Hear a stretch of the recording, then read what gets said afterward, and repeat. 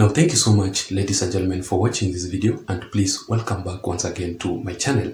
But just in case you are here for the first time and you do love politics, I just want to assure you that this is the best platform for all the political activities that are currently happening across the country, for the political updates and also for the best political analysis. So kindly support me by subscribing, and also please don't forget to press the notification bell so that YouTube can update you through the notifications every time I upload a video on this channel. Otherwise, to my returning subscribers, to my loyal viewers, and to my supporters, I really want to appreciate you so much for your continued support, because without that support, this channel can never be where it is currently. So feel very much welcome, and I also don't take your support for granted.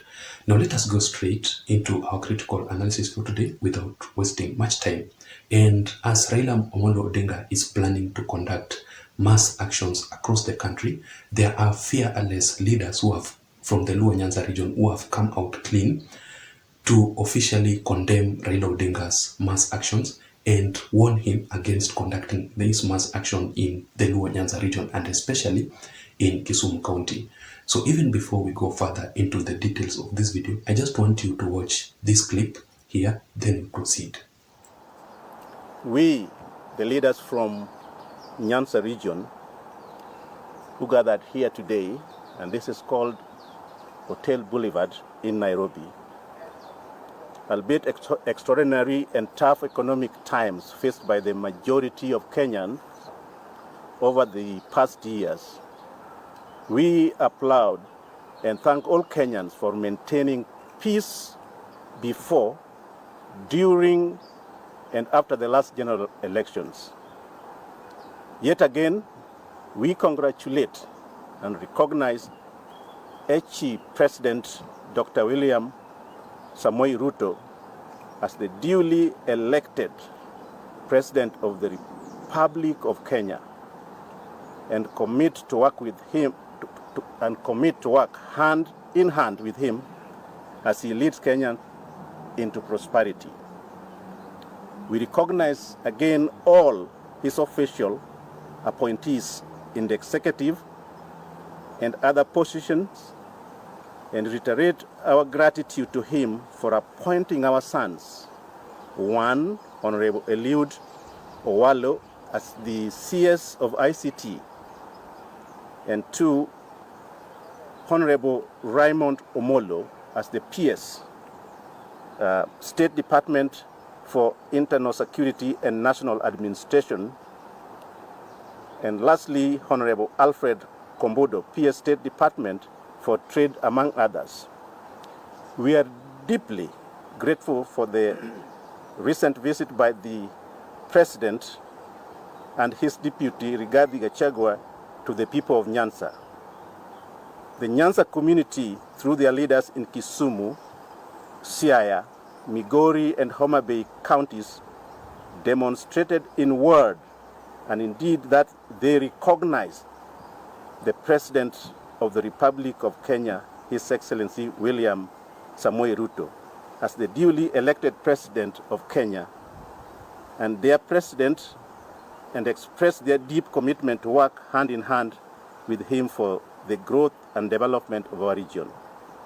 While acknowledging that political rallies as a tool for democracy as enshrined in our Constitution, we are dismayed that a section of the politicians have chosen the path of political intolerance, which threatens the prevailing peace and stability of Kenyans. We have seen and heard calls for demonstration rather than constructive dialogue. To this end, we, the leaders from across Nyanza, demand as follows. 1, that politicians of goodwill desist from making inflammatory statements that can destabilize our beloved country. So the clear message that I'm getting from that video clip from the Luos Nyanza leaders, first of all, they have recognized William Ruto as the official president of the Republic of Kenya.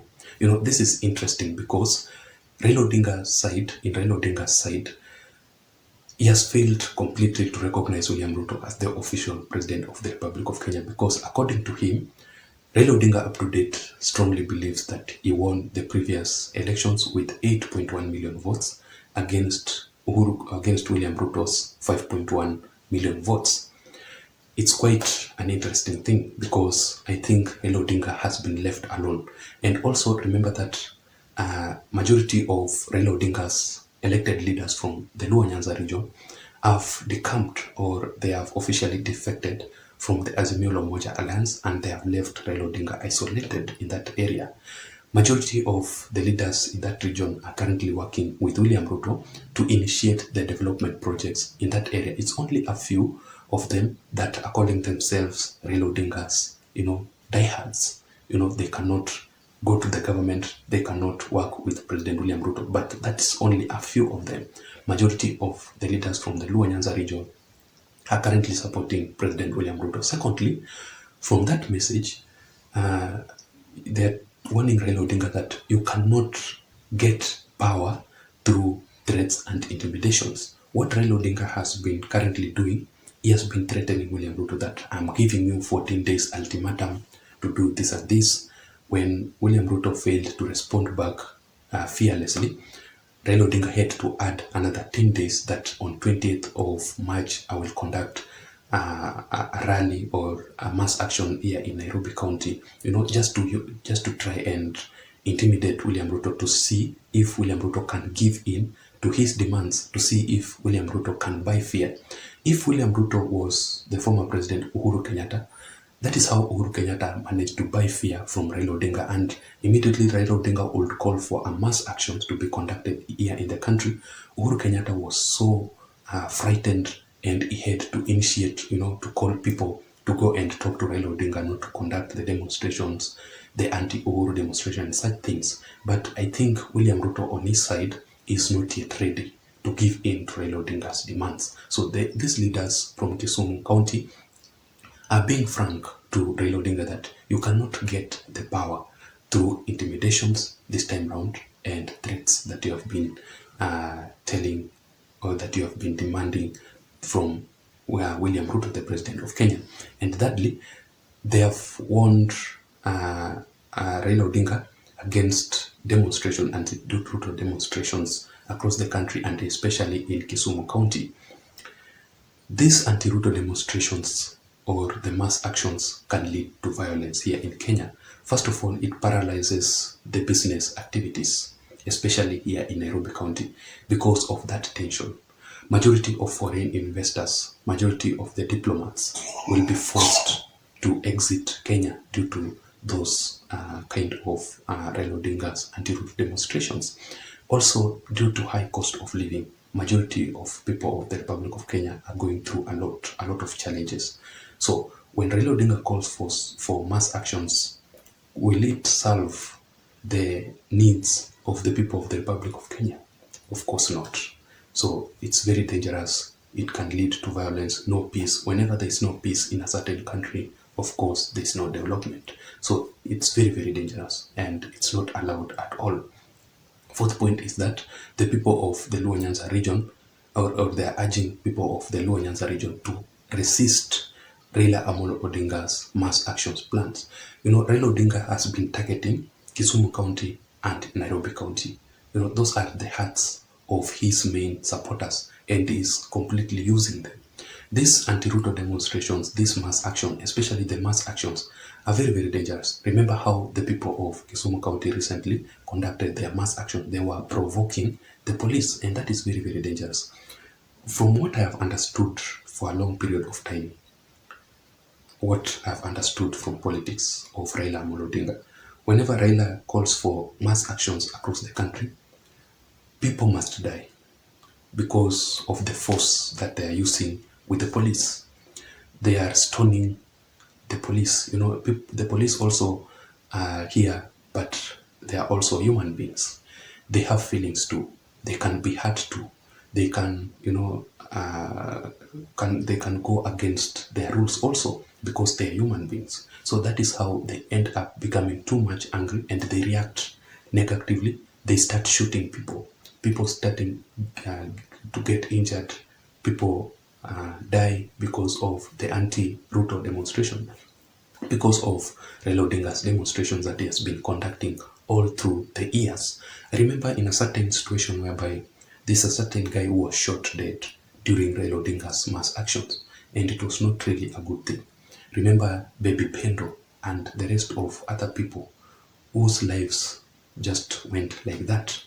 And finally, Raila Odinga had to enter the same government that he was, struggling to remove, but he entered through a handshake.